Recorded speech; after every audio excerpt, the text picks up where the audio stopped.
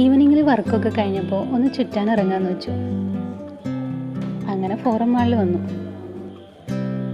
അപ്പോൾ ഞങ്ങളുടെ ഫ്രണ്ട്സ് കൂടെ വരുന്നുണ്ട് കേട്ടോ. ഇത് ഫോറം മാളിൻ്റെ 3rd ഫ്ലോറാണ്.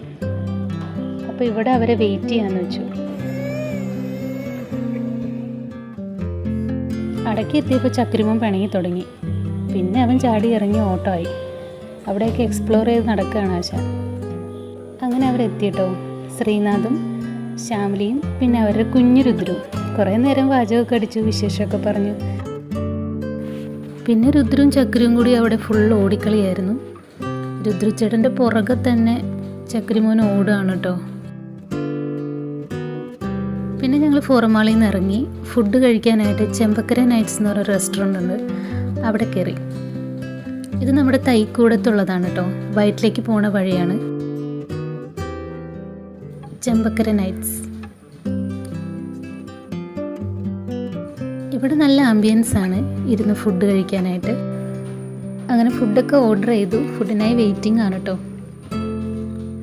ഇവരുടെ സ്പെഷ്യൽ എന്ന് പറഞ്ഞാൽ ആവിയിൽ വേവിച്ച ബ്രെഡും ബീഫ് സ്റ്റൂവും ചിക്കൻ സ്റ്റൂ ഒക്കെയാണ്.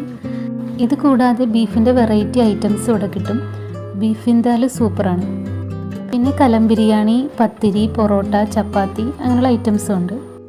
ഞങ്ങളെല്ലാവരും ഫുഡൊക്കെ കഴിച്ചു. ഇത് അഫോർഡബിൾ പ്രൈസാണ് കേട്ടോ അവർ പ്രൊവൈഡ് ചെയ്യുന്നത്. ടേസ്റ്റി ഫുഡും ആയിരുന്നു. ചക്രിമോൻ അങ്ങനെ ഫുഡൊക്കെ കഴിഞ്ഞ് ഉറക്കം തൂങ്ങി തുടങ്ങി. അങ്ങനെ നല്ലൊരു ഈവനിങ് ആയിരുന്നു. ഫുഡൊക്കെ കഴിച്ച് ഞങ്ങൾ പിരിഞ്ഞു.